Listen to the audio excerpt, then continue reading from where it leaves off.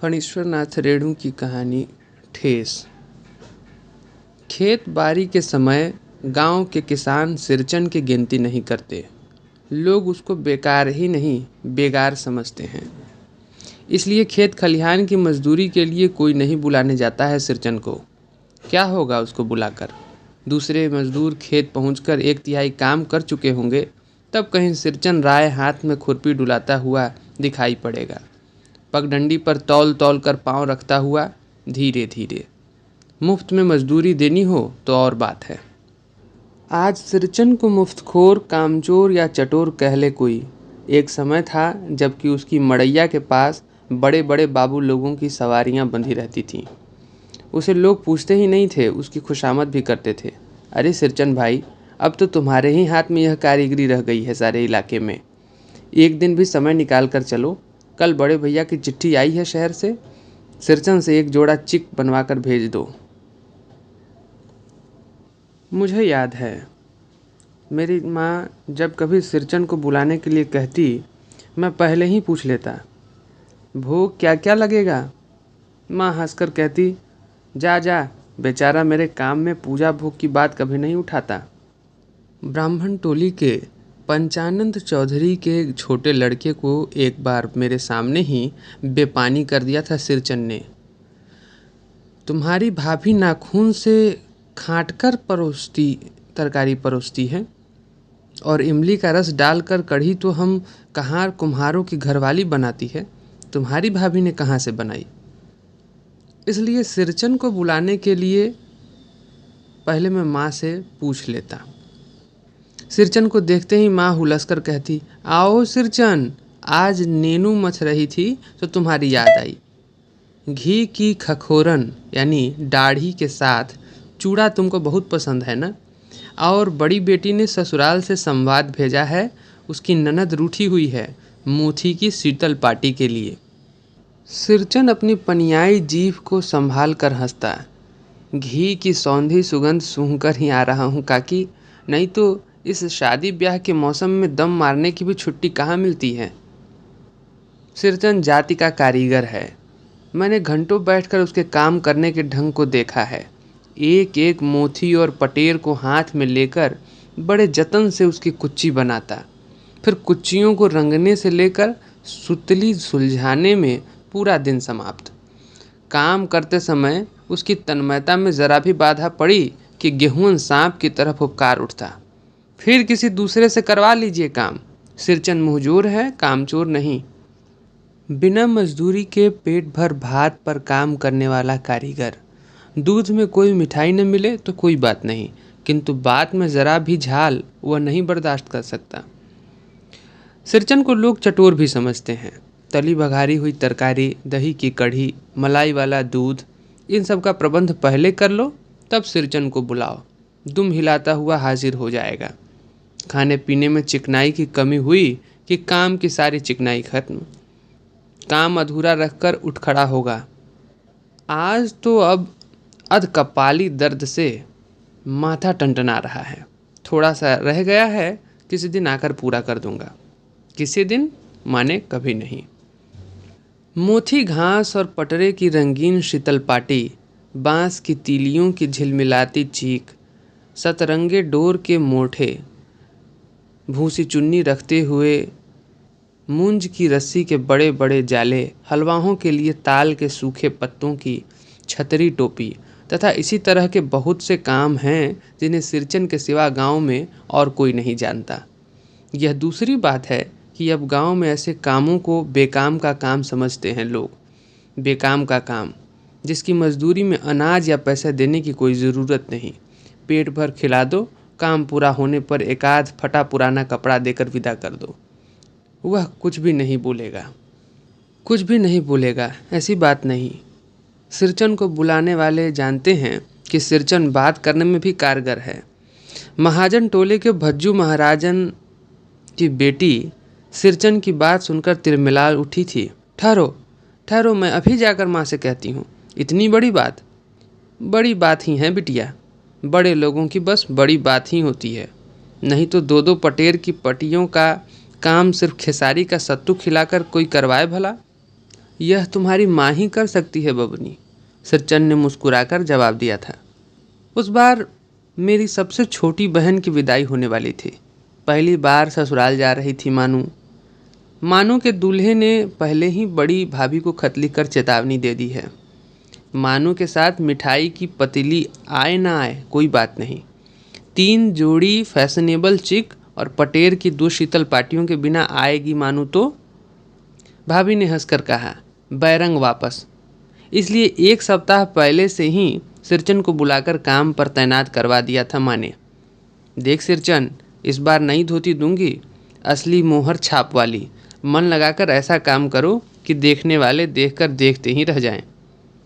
पान जैसी पतली छुरी से बांस की तीलियों और कमानियों को चिकनाता हुआ सिरचन अपने काम में लग गया। रंगीन सुतलियों में झब्बे लगाकर वह चीक बुनने बैठा। 1.5 हाथ की बिनाई देखकर ही लोग समझ गए कि इस बार एकदम नए फैशन की चीज़ बन रही है जो पहले कभी नहीं बनी। मजली भाभी से नहीं रहा गया, पर्दे की आड़ से बोली, पहले ऐसा जानती कि मोहर छाप वाली धोती देने से इतनी अच्छी चीज़ बनती है भैया तो खबर भेज देती। काम में व्यस्त सिरचन के कानों में बात पड़ गई। बोला, मोहर वाली छाप धोती के साथ रेशमी कुर्ता देने पर भी ऐसी चीज़ नहीं बनती बहुरिया। मानू दीदी काकी की सबसे छोटी बेटी है। मानू दीदी का दूल्हा अफसर आदमी है। मछली भाभी का मुंह लटक गया। मेरी चाची ने फुसफुसा कर कहा, किससे बात करती है बहू? मोहर छाप वाली धोती नहीं, मुंगिया लड्डू। बेटी की विदाई के समय रोज़ मिठाई जो खाने को मिलेगी, देखती है ना। दूसरे दिन चिक की भांति पहली पाँति में 7 तारे जगमगा उठे, 7 रंग के। 7 भैया तारा। सिरचन का जब काम में मन लगा रहता है तो उसकी जीभ ज़रा बाहर निकल आती है होठों पर। अपने काम में मगन सिरचन को खाने पीने की सुध नहीं रहती। चिक में सुतली के फंदे डालकर उसने पास पड़े सूप पर निगाह डाली। चिवड़ा और गुड़ का एक सूखा ढेला। मैंने लक्ष्य किया, सिरचन की नाक के पास 2 रेखाएं उभर आईं। मैं दौड़कर माँ के पास गया। माँ, आज सिरचन के कलेवा किसने दिया? सिर्फ चिवड़ा और गुड़। माँ रसोई के अंदर पकवान आदि बनाने में व्यस्त थी। बोली, मैं अकेली कहाँ कहाँ क्या क्या देखूँ। अरे मझली, सिरचन को बूंदिया क्यों नहीं दे देती? बूंदिया मैं नहीं खाता काकी। सिरचन के मुंह में चिवड़ा भरा हुआ था, गुड़ का ढेला सूप में एक किनारे पर पड़ा रहा अछूता। माँ की बोली सुनते ही मझली भाभी की भौहें तन गई। मुट्ठी भर बूंदिया सूप में ले जाकर फेंक कर चली आई। सिरचन ने पानी पीकर कहा, मझली बहुरानी, अपने मैके से आई हुई मिठाई भी इसी तरह हाथ खोलकर बांटती है क्या? बस। मझली भाभी अपने कमरे में बैठकर रोने लगी। चाची ने माँ के पास जाकर कहा, छोटी जाति के आदमी का मुंह भी छोटा होता है। मुंह चलाने से सिर पर चढ़ेगा ही। किसी के नैहर ससुराल की बात क्यों करेगा वह? मझली भाभी माँ की दुलारी बहू है। माँ तमक कर बाहर आई।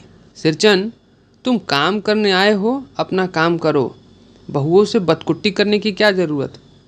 जिस चीज़ की ज़रूरत हो मुझसे कहो। सिरचन का मुंह लाल हो गया। उसने कोई जवाब नहीं दिया। बांस में टंगे हुए अधूरे चिक में फंदे डालने बैठा। मानू पान सजाकर बाहर बैठक खाने में भेज रही थी। चुपके से पान का एक बीड़ा सिरचन को देती हुई बोली, इधर उधर देखकर, सिरचन दादा, काम काज का घर, 5 तरह के लोग 5 किस्म की बात करेंगे, तुम किसी की बात पर कान मत दो।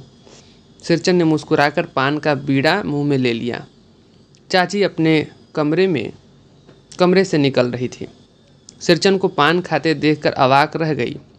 सिरचन ने चाची को अपनी ओर अचरज से घूरते हुए देखा तो कहा, छोटी चाची, जरा अपनी डिबिया का गमकौआ जर्दा तो खिलाना, बहुत दिन हुए।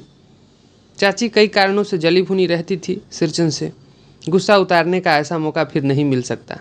झनकती हुई बोली, मस्खरी करता है? तुम्हारी बढ़ी हुई जीभ में आग लगे।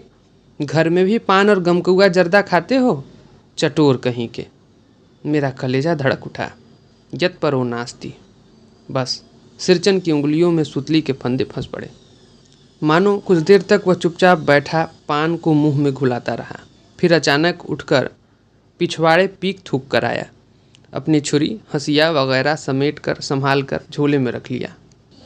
टंगी हुई अधूरी चिक पर एक निगाह डाली और हनहनाता हुआ आंगन से बाहर निकल गया। चाची बड़बड़ाई, अरे बाप रे बाप, इतनी तेजी! कोई मुफ्त में तो काम नहीं करता। 8 रुपए में मोहर छाप वाली धोती आती है। इस मुझौसे के न मुंह में लगाम है न आँख में शील।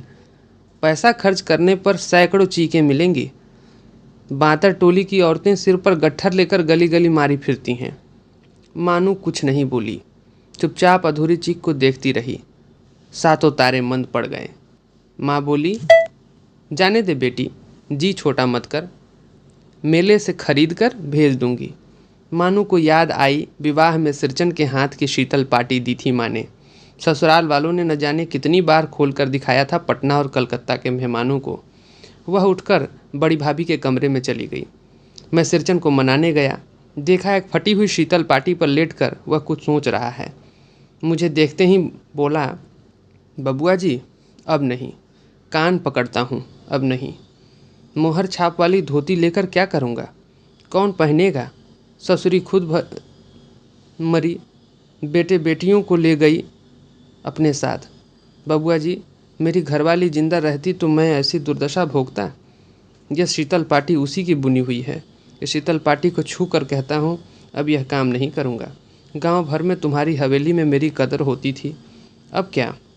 मैं चुपचाप वापस लौट आया। समझ गया कलाकार के दिल में ठेस लगी है, वह नहीं आ सकता। बड़ी भाभी अधूरी चीख में रंगीन छींट का झालर लगाने लगी। यह भी भेजा नहीं दिखलाई पड़ता, क्यों मानू? मानू कुछ नहीं बोली बेचारी, किंतु मैं चुप नहीं रह सका। चाची और मझली भाभी की नज़र न लग जाए इसी में। मानू को ससुराल पहुंचाने मैं ही जा रहा था।